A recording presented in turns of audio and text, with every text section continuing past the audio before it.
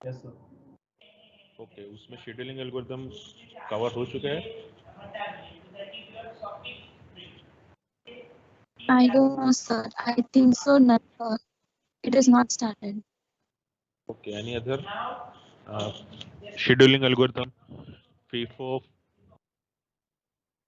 SF, shortest job, ऐसा कुछ आपको?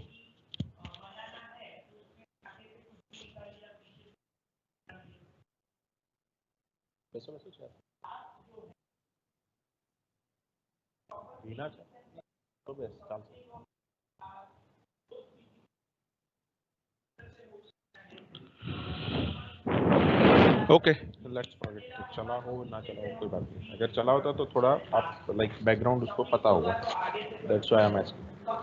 सो प्रॉब्लम अभी देखते हैं। माय स्क्रीन इज विजिबल ना? Yes sir. Okay, good. So in scheduling algorithm आपको कुछ प्रोसेसेस देकर रखी होगी, जैसे यहाँ पर है।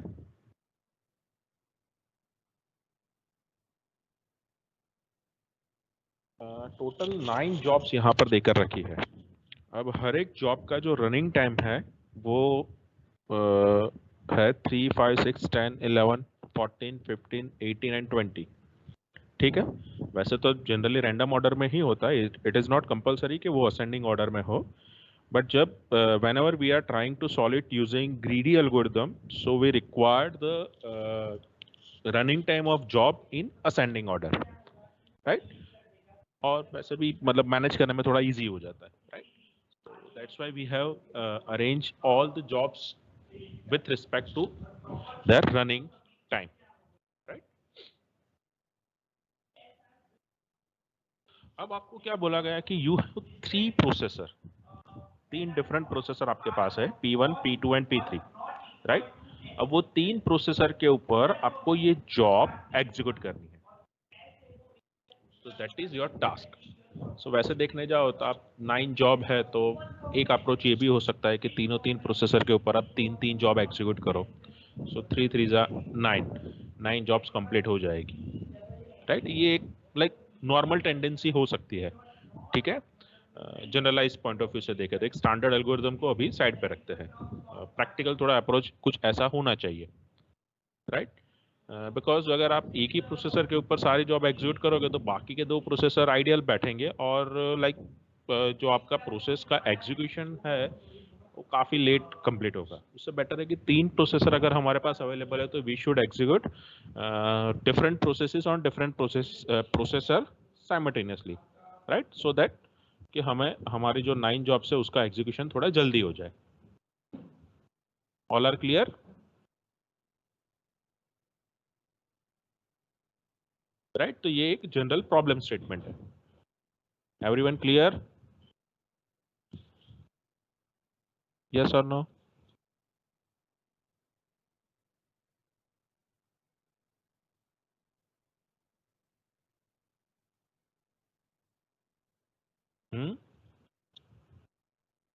थोड़ा रिस्पॉन्स करना रखो, यस नो। नहीं समझ में आता है तो भी बोलो।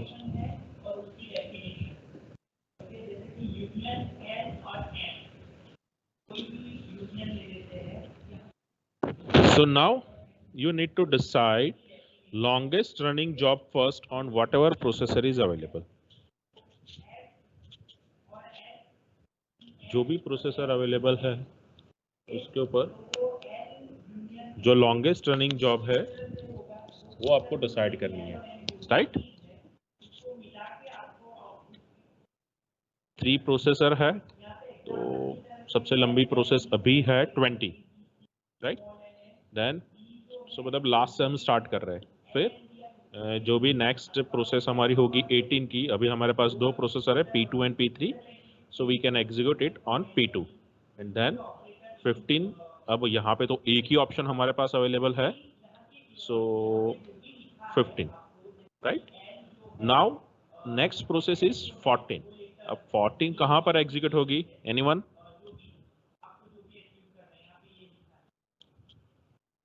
वो जब तक 15 मिनट कंप्लीट नहीं होगी तब तक वो स्टार्ट नहीं हो सकती, क्योंकि करंटली हमारे पास एक भी प्रोसेसर अवेलेबल नहीं है, right. But after 15 minute we have one processor ready, that is P3। ठीक है, तो जो 14 है वो P3 पर ही स्टार्ट होगी, राइट। अब 11 process again need to wait, क्योंकि तीन प्रोसेसर बिजी है। बट हाँ, अगर स्टार्टिंग पॉइंट से देखें तो after 18 minute P2 processor will be free, right? So that process can be start on P2 process.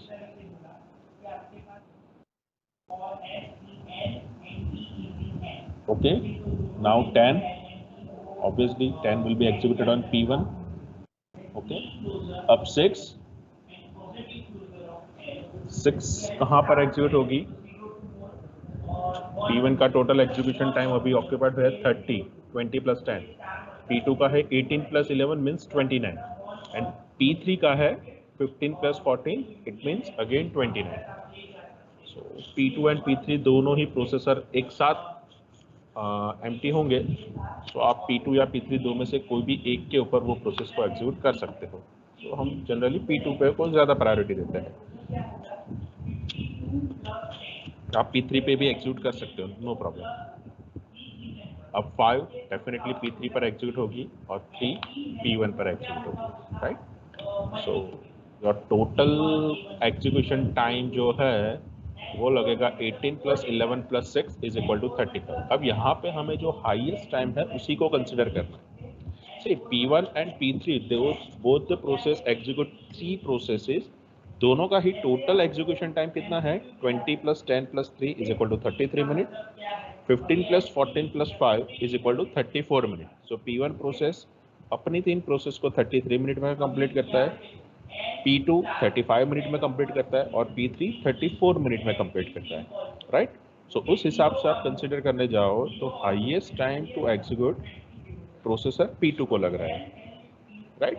सो हमारी ये जो 9 प्रोसेस है, 9 जॉब्स है, उसको कंप्लीट करने के लिए टोटल 35 मिनट लगेंगे, ऐसा हम बोल सकते हैं। और ये पैरेलली यही 35 मिनट में P1 and P3 process will execute 3 processes, okay, right. So ये आपका जो भी कंस्ट्रेंट है उस हिसाब से आपको एक सॉल्यूशन मिल चुका है। As I have told many a times in last 2 lectures कि भाई ग्रीडी में हमारे पास ऑलवेज मल्टीपल ऑप्शंस होंगे। यहाँ पे भी आप देख सकते हो कि मेरे पास बहुत सारे, ये जो 21st प्रोसेस है उसी को मैं P2 और P3 के ऊपर एग्जीक्यूट कर सकता था, राइट। जब लास्ट में P2 और P3 दोनों का ही 29 आया तब मैं 6 और 5 वाली प्रोसेस को मैं P2 की वजह P3 पर या P3 की वजह P2 पर एग्जीक्यूट कर सकता था, right. So I have multiple options, right. हाँ, लेकिन क्राइटेरिया सेट होना चाहिए। जो भी हमारा कंडीशन है कोई भी एक, जैसे यहाँ पे हमने क्या डिसाइड किया कि जो भी लॉन्गेस्ट रनिंग जॉब है उसको हम फर्स्ट प्रायोरिटी देंगे, ठीक है। तो उस हिसाब से हमें ये सॉल्यूशन मिल रहा है, राइट। सो ये जो सॉल्यूशन है वो खराब तो बिल्कुल भी नहीं है, एक्चुअली देखने जाए तो नियरर टू आइडियल स्टेट है, क्योंकि टोटल उसका जो एग्जीक्यूशन टाइम है उस हिसाब से अगर हम उसको थोड़ा सा प्रॉपरली अरेंज करें तो आइडियली तीन प्रोसेसर के ऊपर 34 मिनट टाइम लगेगा, राइट। क्योंकि एक के ऊपर करंटली 33 लग रहा है, एक के ऊपर 34 और एक के ऊपर 35। सपोज हम एनी हाउ इस प्रोसेस को थोड़ा सा सिंक्रोनाइज करेंगे तो डेफिनेटली ऐसा हो सकता है कि तीन प्रोसेसर 34 मिनट लेंगे, राइट। सो हमारा जो टोटल एग्जीक्यूशन टाइम है उसमें 1 मिनट का हमें प्रॉफिट हो सकता है। Instead of 35 minute it can be executed with in 34 minute. अब आपको ये लगेगा कि सर 35 मिनट भी कहाँ खराब है, definitely it is not bad, but ये डेटा के लिए है, ठीक है। अब मान लो इसके अंदर मैं थोड़ा सा चेंज कर दूं और फिर आपको nearer to ideal state data हमेशा मिलेगा, वही सॉल्यूशन आपको हमेशा मिलेगा, इज इट नेसेसरी? नो। अब मान लो इसी के अंदर, ये तो मैंने आइडियल कंसिडर कर लिया कि 3 × 3 = 9। अब मान लो 10 जॉब होती तो, so definitely your next job will be executed on P1 processor, अब P1 प्रोसेसर के ऊपर 4 प्रोसेस एग्जीक्यूट हो रही है तो डेफिनेटली उसका टोटल प्रोसेसिंग टाइम तो ज़्यादा ही होने वाला है, बट ऑब्वियस चीज़ है, ठीक है, compare to P2 and P3। अब ये जो ज़्यादा मतलब ये जो गैप है वो गैप कितना रहेगा, that is again bigger issue. मान लो ऐसे ऐसे ही बड़े बड़े टाइमिंग वाली प्रोसेस होगी 15, 18, 20, 10, ठीक है, तो इतना 10 मिनट का गैप तो फिर बहुत ज़्यादा हो गया।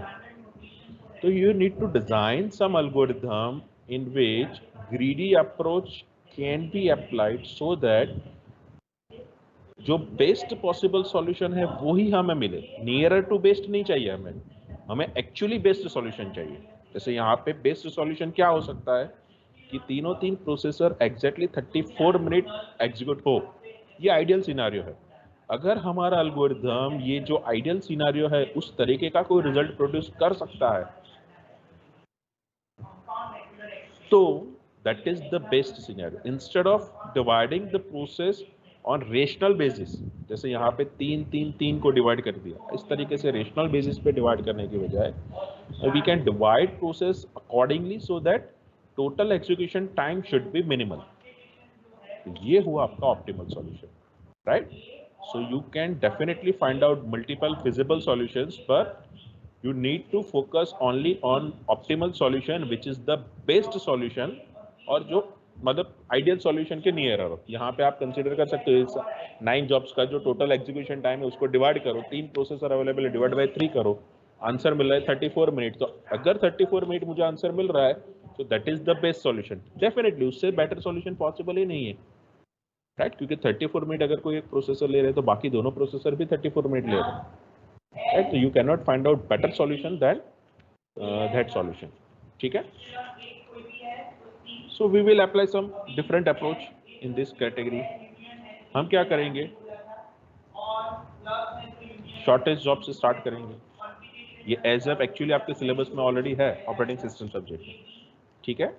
तो शॉर्टेज जॉब फर्स्ट में हम क्या करेंगे, again we have arrange data in ascending order, ठीक है? P1, P2, P3 तीन प्रोसेसर है। Instead of starting from the highest time consuming process we will start from least time consuming process. नाम क्या है, शॉर्टेस्ट जॉब फर्स्ट। सो जो सबसे short job है वहां से हम स्टार्ट करेंगे, राइट? सो फर्स्ट जो है वो प्रोसेस नंबर 1 एग्जीक्यूट होगी इंस्टेड ऑफ लास्ट प्रोसेस, तो उसको एग्जीक्यूशन के लिए 3 चाहिए। अगेन अप्रोच तो सेम ही रहेगा, ठीक है? जो भी अवेलेबल प्रोसेस है उसके ऊपर we will start process as soon as possible, right? So initially हम 3 प्रोसेस को साइमल्टेनियसली स्टार्ट कर सकते हैं, हमारे पास 3 प्रोसेसर अवेलेबल है, राइट? तो 3, 5 and 6 will be start on processor number 1, 2 and 3। अब नेक्स्ट 10, 11, 14, नेक्स्ट 15, 18, 20। अब यहाँ पे आपका एग्जीक्यूशन टाइम कितना हुआ, 40 मिनट। ये एक्चुअली आप लोग इसी तरीके से सॉल्व कर रहे हो ऑपरेटिंग सिस्टम में। सो ऑपरेटिंग सिस्टम की जो एल्गोरिथम है ये वो खराब है, इट इज़ नॉट यूजफुल, मैं ऐसा नहीं बोल रहा हूँ, right? As it is the simple one. और वहाँ पे आपको ज़्यादा, क्योंकि सी ऑपरेटिंग सिस्टम तो जब इनिशियल था, जब प्रोसेसर तब से है, तब इस तरीके के जो एडवांस एल्गोरिथम है वो सब कहाँ डेवलप हुए थे। So at that time different approaches have been designed and that approaches are already followed in so many operating system। अभी की जो ऑपरेटिंग सिस्टम है definitely they are more efficient because they are using some advanced algorithms, right? So that's why हमें ये जो techniques है ये समझने की जरूरत पड़ रही है। Got my point? तो यहाँ पे तो वो ये भी अप्रोच गलत नहीं है, डेफिनेटली सही है, राइट? बट यहाँ पे तो आंसर 40 मिनट आ रहा है जो आइडियल से बहुत दूर है, राइट? तो definitely we should not adapt this kind of algorithm अगर हमें ग्रीडी बेस आंसर ढूंढना है तो, राइट?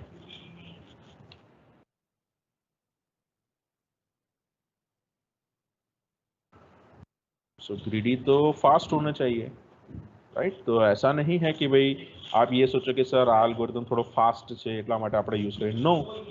ग्रीडी एल्गोरिदम का जो कॉम्प्लेक्सिटी है, टाइम कॉम्प्लेक्सिटी, एक भी ग्रीडी एल्गोरिदम ऐसा नहीं है कि जिसकी time complexity compare to other algorithm ज्यादा हो, राइट? तो ये जो टाइम कॉम्प्लेक्सिटी वाला जो पॉइंट है वो ग्रीडी एल्गोरिदम के केस में कभी नहीं आएगी, ठीक है? यूनिवर्सली ग्रीडी एल्गोरिदम की जो टाइम कॉम्प्लेक्सिटी है वो उस कैटेगरी के जो अदर एल्गोरिदम है, जैसे लास्ट टाइम हमने कॉइन वाला एग्जांपल दिया, तो कॉइन कैटेगरी में जो दूसरे एल्गोरिदम्स है उसकी कंपैरिजन में ग्रीडी एल्गोरिदम की कॉम्प्लेक्सिटी ज्यादा नहीं है। आप एक्स एल्गोरिदम को वाई एल्गोरिदम के साथ मत कंपेयर करो। एक्स एल्गोरिदम के ही जो डिफरेंट वेरिएशन है उसको इंटरनली हमें कंपेयर करना है, राइट? क्योंकि आप ये कॉइन की बजाय ये प्रोसेस का प्रॉब्लम सॉल्व नहीं कर पाओगे, ठीक है? प्रोसेस के अंदर जितने भी एल्गोरिदम्स है अगर उसके अंदर हम कंपैरिजन करें तो इधर you will find equivalent complexity, equivalent time complexity, और you will find less time complexity अगर हम ग्रीडी एल्गोरिदम की बात करें तो। Got my point? तो आपको ये चीज दिमाग में कभी नहीं लानी है कि भाई सर हम ग्रीडी की बजाय कोई दूसरा अप्रोच यूज करते हैं तो हमें उसकी टाइम कॉम्प्लेक्सिटी कम मिलती है, राइट? सो क्या करेंगे अभी?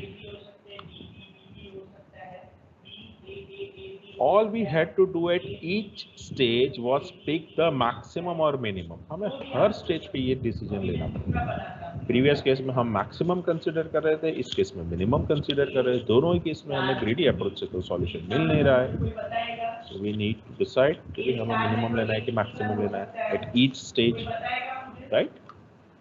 So अब हमें मिलेगा ऑप्टिमम सॉल्यूशन। ऑप्टिमम सॉल्यूशन कैसे मिलेगा? ये वाला। See, यहाँ पे यू कैन सी कि P1 प्रोसेस सिर्फ 2 प्रोसेस को एग्जीक्यूट कर रही है, P2 3 प्रोसेस को एग्जीक्यूट कर रही है, P3 4 प्रोसेस को एग्जीक्यूट कर रही है। अब जो फंडामेंटल हमारा जो प्रॉब्लम था और हम जो जनरलाइज वे से सोच रहे थे कि भाई 9 प्रोसेस है, 3 प्रोसेसर है, तो इट शुड बी 3 3 9,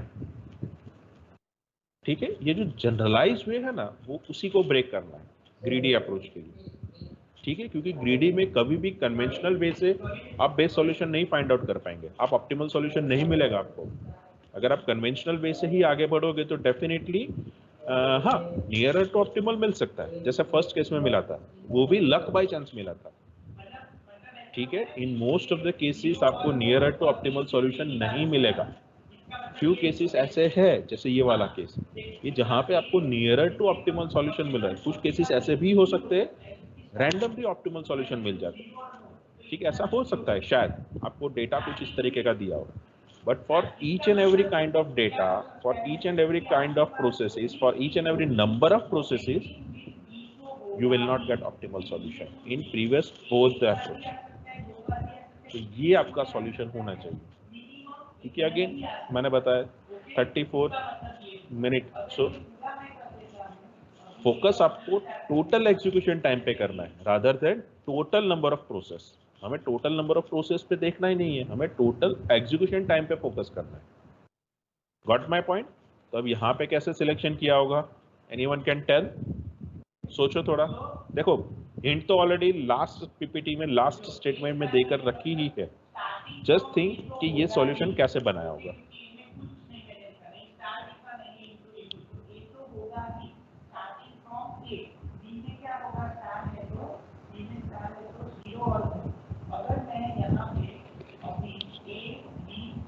एनीवन?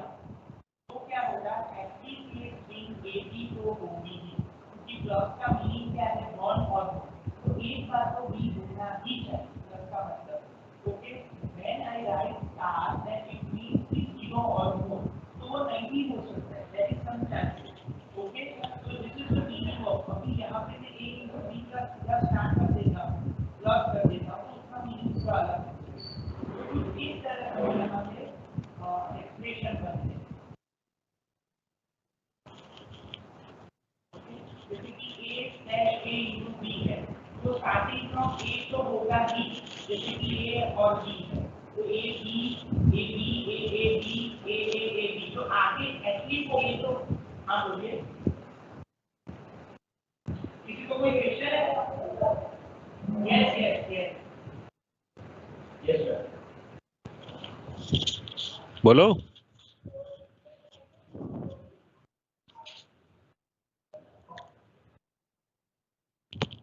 है, तो ये आज के लिए आपको एक टास्क रहा। नेक्स्ट लेक्चर में मैं आपको पूछूंगा कि how we have find optimal solution in this category. से हिंट ऑलरेडी ये लास्ट स्टेटमेंट में ही है, याद रखना हो तो रख लो, लिखना हो तो लिख दो, ठीक है। ये ऑलरेडी मैंने हिंट देकर रखी है ग्रीडी एल्गोरिथम कैसे काम करता है, राइट। आपको सिर्फ उसको प्रॉपरली इलैबोरेट करना है स्टेप बाय स्टेप, ठीक है, कि हम ये सॉल्यूशन पे मतलब ये वाला ऑप्टिमल सॉल्यूशन पे कैसे पहुंचे, राइट।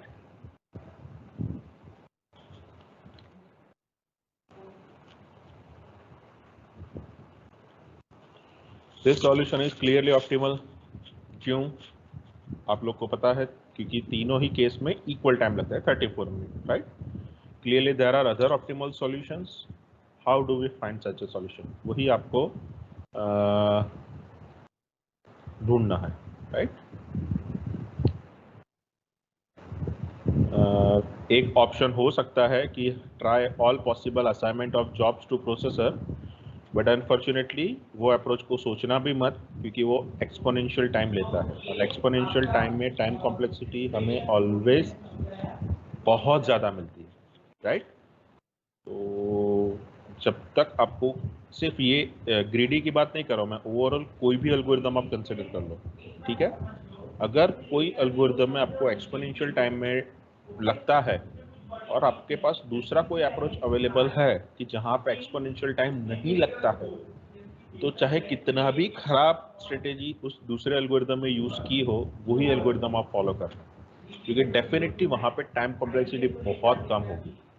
एक्सपोनेंशियल टाइम जिस भी एल्गोरिदम में लगता है वहाँ पे टाइम कॉम्प्लेक्सिटी बहुत ज़्यादा होती है। आपको इनिशियली ऐसा लगता है कि टाइम कॉम्प्लेक्सिटी में गैप बहुत कम है, बट वो स्मॉलर डेटा के लिए होगा। जैसे ही आप ज़्यादा डेटा अप्लाई करोगे, सडनली एग्जीक्यूशन टाइम बहुत बढ़ जाएगा, ठीक है। आप 2-5 डेटा लोगे, आपको ज़्यादा डिफरेंस नहीं दिखेगा, बट जैसे ही आप 40-50 डेटा लोगे, 100 डेटा लोगे, सडनली टाइम जो है एग्जीक्यूशन टाइम बहुत ज़्यादा बढ़ जाएगा, राइट। तो हर एक एल्गोरिदम में जब तक आपके पास ऑप्शन हो, you should not consider any algorithm which have complexity in exponential time, ठीक है। सो यहाँ पे अगर आप उस तरीके से सोचोगे तो definitely you will reach to exponential time complexity. तो ये एक जो अप्रोच है वो आप गलती से भी मत सोचना to find out greedy algorithm, ठीक है, क्योंकि ग्रीडी की तो टाइम कॉम्प्लेक्सिटी बेटर होती है in most of the cases, ठीक है। So we will not go in this kind of approach, ठीक है, जहाँ पे आप एवरी पॉसिबिलिटी को चेक करने जाओगे, ठीक है। ये एक मैं आपके लिस्ट में से ऑप्शन को हटा रहा हूँ, ठीक है। So now next is Huffman coding, but we cannot cover this topic today in today's lecture, right? So just identify। हाँ, एक काम करते तब तक ट्रैवलिंग सेल्स पर्सन देख लेते, it can be completed। Okay, so we will just skip one topic that I will cover in next lecture, but we will see traveling salesman problem। See, travelling salesman problem क्या है? जिनके घर पे कोई बड़ा भाई या कोई उनकी सिस्टर या फिर फादर या मदर, कोई भी अंकल आंटी नियरर रिलेशन में होंगे, उनमें से कोई भी सेल्स में जॉब करता है, ये प्रॉब्लम वो लोग इजीली समझ पाओगे, ठीक है। ट्रैवलिंग सेल्समैन का प्रॉब्लम क्या है? तो एक सेल्स पर्सन है या सेल्समैन है, उसको नंबर ऑफ सिटी या नंबर ऑफ प्लेस अलाउड किए गए हैं, ऑब्वियसली सेलिंग पर्पस के लिए, ठीक है, to increase the selling of particular product, right. अब द प्रॉब्लम इज कि वो सारे के सारे प्लेस या सारे के सारे सिटी या सारे के सारे एरिया, सपोज अहमदाबाद बड़ौदा जैसा कोई बड़ा सिटी अगर कंसिडर करते हैं, तो वहाँ पे जनरली सेल्समैन को डिफरेंट एरियाज अलोकेट करके दिए होते हैं, राइट। अगर आप कोई छोटा गांव या ऐसा समथिंग कुछ कंसिडर करते हो, तो वहाँ पे जनरली उनको नंबर ऑफ विलेजेस देकर रखे हुए होते या नंबर ऑफ टाउन्स देकर रखे हुए होते हैं, तो भाई ये 10 टाउन आपको देखने हैं, ठीक है। सो अब सेल्समैन क्या करेगा कि एक पर्टिकुलर रूट बनाएगा, या फिर आप भी कहीं घूमने जाते हो खुद से, ठीक है, मतलब कोई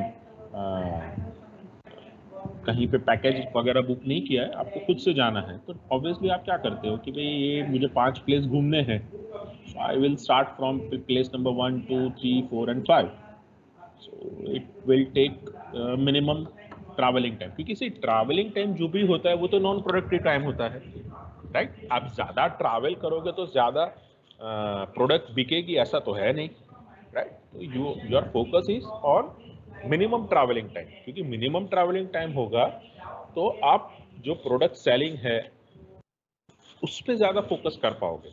अगर सी ट्रैवलिंग टाइम जो होता है वो सेल्समैन का खुद का टाइम ही वहाँ पे इन्वेस्ट होता है, क्योंकि कंपनी बेसिकली फोकस किसके ऊपर होती है, how many products you have sold, right. तो वो ये नहीं देखेगी कि भाई ये सेल्समैन में दिन में 100 किलोमीटर घूम लिया तो हमें उनको कोई रिवॉर्ड देना चाहिए, नो। अगर वो 100 किलोमीटर घूमने के बाद भी एक भी प्रोडक्ट नहीं बेच पाता है या फिर नहीं मार्केटिंग कर पा रहा है तो वो उसको कंसिडर नहीं करेगी, ठीक है। सो यहाँ पे हर एक प्लेस, हर एक सिटी, हर एक विलेज या जो भी लोकेशन है, ठीक है, उसको हम एक नोड की तरह कंसिडर करेंगे, राइट। तो salesman must visit every city starting from city A and wants to cover the least possible distance. उसको हर एक सिटी कवर करना है, but total distance should be minimum, right? He can revisit a city if necessary, ठीक है। कई बार होता भी है कि कोई एक सिटी को 2 बार विजिट करना भी पड़े, हाँ, बट बेसिकली हर एक सिटी मिनिमम एक बार होना चाहिए। ऐसा नहीं है वो जो आपको पॉइंट वाली गेम आती थी कि भाई वो पॉइंट के ऊपर आप वापस नहीं आ सकते, ऐसा कुछ नहीं, ठीक है। आप सेम सिटी को रिविजिट कर सकते हो if required. The main goal is हर एक सिटी विजिट होना चाहिए एटलीस्ट वंस और total distance should be minimum, ठीक है। So he does this by using a greedy algorithm. अब ये चीज में तो ग्रीडी जैसा कोई बेस्ड है ही नहीं, ठीक है। So he goes to the next nearest city from wherever he is, ठीक है, वो सबसे ग्रीडी है। जैसे यहाँ पे ABCDE ऐसे सपोज मान लो कि 5 सिटी देकर रखे हैं, you have to start from city A, ठीक है। तो सिटी ए से स्टार्ट करो, ये सभी उसके डिस्टेंसेस देकर रखे, A to B का डिस्टेंस क्या है, A to D का डिस्टेंस क्या है, B to D का डिस्टेंस क्या है, B to C क्या है, B to E to C। हर एक सिटी के बीच में जो भी डिस्टेंसेस है वो डिस्टेंसेस हमें यहाँ पे वेक्टर के फॉर्म में दिए गए हैं, राइट। तो you need to consider this values और फिर आपको ये रूट ऐसा बनाना है कि हर एक सिटी एटलीस्ट एक बार विजिट हो जाना चाहिए, in total distance should be minimum, right. तो ये सबसे पहला ऑप्शन होगा, बट ऑब्वियस है क्योंकि नियरेस्ट सिटी से हम स्टार्ट कर रहे हैं, सिर्फ 2 किलोमीटर में नया सिटी आ रहा है, राइट। तो A to B गए, फिर अब B से मिनिमम वाला कौन सा है, B to D 3, so that is your next point. अब D से आगे आप जा नहीं सकते तो वापस डेफिनेटली आपको A पर आना होगा या B पर आना होगा, दो में से एक जगह पे ही आप वापस जाओगे, राइट। तो मान लो A to B गए, B to D गए, अब आगे तो जाना पॉसिबल नहीं है, राइट। तो हम क्या करेंगे, वापस आएंगे, राइट। तो बेस्ट रिजल्ट यहाँ पे क्या होगा, A to B गए, B to D गए, D से वापस B पर आए, B से फिर C पर गए और C से E पर गए। अब मान लो B के बाद आप E पर और E के बाद C पर जाते तो भी रिजल्ट तो सेम ही मिलता आपको। और ये सारा जो रूट है उसकी टोटल कॉस्ट है 16, 2 + 3 + 3, दूसरी बार भी 3 काउंट होगा, क्या वापिस D से B पर जा रहा है उसकी भी कॉस्ट कैलकुलेट होती है। सो 2 + 3 5, 5 + 3 8, 8 + 4 12, 12 + 4 16, and it is not necessary कि आपको वापिस A पर जाना है, आपको सारे सिटी को विजिट करने के लिए बोला गया है, आपको साइकिल कंप्लीट नहीं करनी है, राइट। सो टोटल जो ट्रैवलिंग होगा वो 16 मिनट या जो भी है 16 किलोमीटर जो भी है उतना लगेगा, ठीक है।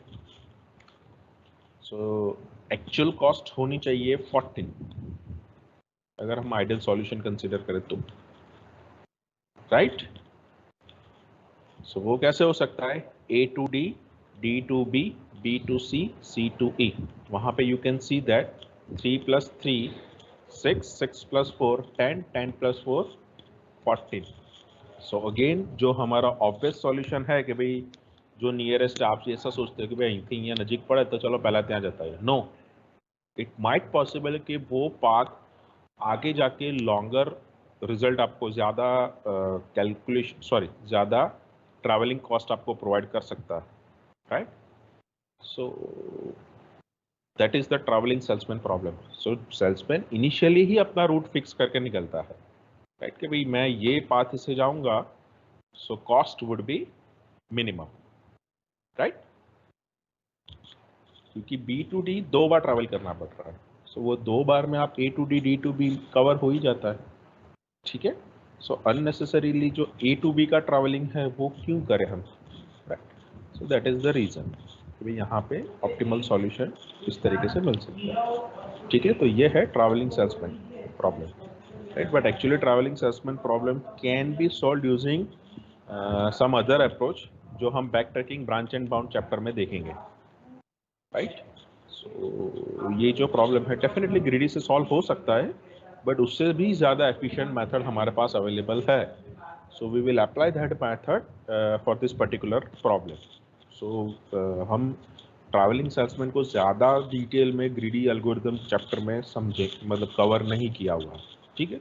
डेफिनेटली सॉल्व हो सकता है, बट ऐसा नहीं है कि ग्रीडी से सॉल्व किया मतलब वो यूनिवर्सली बेस्ट सॉल्यूशन हमें मिल गया। इट माइट पॉसिबल कि उससे बेटर अप्रोच हमें मिल सकता है, ठीक है? So at that time we can consider that approach and we should ignore greedy algorithm if required. जैसे कॉइन वाले में भी मैंने बोला था कि कॉइन वाले में भी ग्रीडी अप्रोच जो है वो इतना एफिशिएंट नहीं है, ठीक है? हाँ, जो यूएस का जो मैंने करेंसी कंसीडर किया हुआ था वहाँ पे greedy algorithm best solution provide करता है, ठीक है? तो अगर आप यूएस के लिए कोई सॉफ्टवेयर डिजाइन करते हो तो you can apply greedy algorithm. But अगर आप ऐसी कोई कंट्री के लिए सॉफ्टवेयर बना रहे हो कि जहाँ पे हमें मतलब ग्रीडी से बेस्ट सॉल्यूशन नहीं मिल रहा है, तो उसका क्या, right? So at that time dynamic programming is better approach, ठीक है? So that's all for today. और जो मैंने बोला है आपका ये वाला प्रोसेस वाला आंसर ढूंढना। सो विदाउट फेल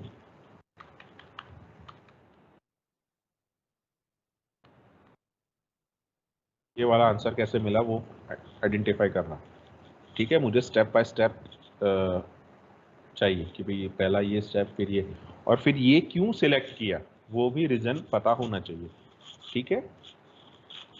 सर हाँ बोलो। सर ये ऑप्टिमल सॉल्यूशन का एक आइडिया है, बट एक बार देख लीजिए आप कि लाइक हम लाइक ग्रेटेस्ट 3 में से पहले डिसेंडिंग ऑर्डर में डालेंगे। लाइक P2 में ग्रेटेस्ट 3 अभी है 20, 18 एंड 15, तो उसको डिसेंडिंग ऑर्डर में डालेंगे 20, 18, 15। देन नेक्स्ट 3 लेंगे हम 14, 11, 10 और फिर उसको हम असेंडिंग में डालेंगे, लाइक 10, 11 एंड 14। उसके बाद नेक्स्ट 3 है वो डिसेंडिंग ऑर्डर में है। तो जो भी पहला खाली हुआ which will be the 10th वाला P3, तो उसमें 6 डालेंगे। फिर हेलो, P2 लास्ट में कंप्लीट हुआ। Hello hello. हाँ हाँ बोलो। हाँ तो बीच सर बीच में आवाज कट गई थी, अब बोलो, अब आ रही है। हाँ तो सर हम लाइक 3 ग्रेटेस्ट ढूंढ के हम डिसेंडिंग असेंडिंग में लाइक स्वैप करते जाएंगे कि लाइक ग्रेटेस्ट 3 होगा 20, 18 एंड 15, तो उसको हम पहले डिसेंडिंग में डालेंगे 20, 18 एंड 15। फिर नेक्स्ट 3 लेंगे हम ग्रेटेस्ट विच इज 10, 11, 14 और उसको हम असेंडिंग में डालेंगे। तो पहला 15 खत्म हुआ तो 10, देन 18 खत्म हुआ देन 11, देन 20 खत्म हुआ देन 14। उसके बाद हम नेक्स्ट 3 लेंगे विच विल बी 3, 5 एंड 6, उसको हम डिसेंडिंग में डालेंगे। तो 10th वाला पहले फिनिश हुआ तो 6, 11th वाला हुआ देन 5 एंड देन फिर से 6 वाला हुआ देन 3। वैसे हाँ, ऐसे हो सकता है। अब ये जो सॉल्यूशन बताया वो कुछ ऐसे रैंडम डेटा ट्राई करना जनरेट करने का, अगर वहाँ पे भी आपको ऑप्टिमल सॉल्यूशन मिल रहा है तो we can go with that, ठीक है? थोड़ा सा रैंडम फिर से ट्राई करना है, ऐसे ही 8-10 रैंडम नंबर लिख दो पहले, राइट? और फिर जस्ट चेक इट आउट कि भाई वहाँ पे हमें सेम अप्रोच से मिल रहा है कि नहीं मिल रहा है, ठीक है? डिफरेंट नंबर्स और ओके गैप सर। भी अगेन डिफरेंट थोड़ा रखना, ठीक है? ऐसा यूनिफॉर्म गैप मत रखना, जैसे यहाँ पे क्या है, यूनिफॉर्म गैप नहीं है, राइट? 20, 18 के बीच में 2, फिर 15, 18 के बीच में 3, फिर 14 एंड 15 कंसेक्यूटिव नंबर ले लिए, फिर 14 और 11 के बीच में 3 का गैप है, 10, 11 कंसेक्यूटिव ले लिया, 10 और 6 के अंदर 4 का गैप है, फिर 5-6 कंसेक्यूटिव ले लिया और फिर एक के गैप के बाद 3, ऐसा थोड़ा गैप भी वेरिएबल रखना, राइट।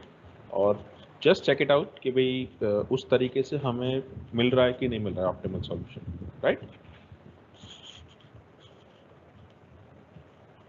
और उसको ऐसे लाइक अलग काउंट के लिए, जैसे यहाँ 3 3 9 था, तो उसकी वजह मैंने बताया कि 10 और 11 लेते तो क्या होता। तो इस तरीके से कुछ लो 10-11 नंबर, जो 10-11 प्रोसेसेस, 8 प्रोसेस लो, उसके लिए वो क्या आंसर देता है, राइट। Yes sir. ओके,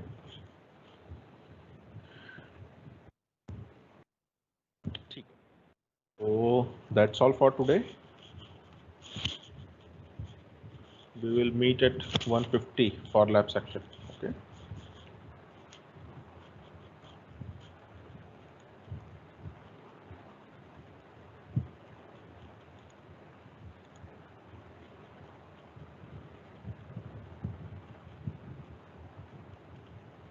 ठीक है, you can leave now.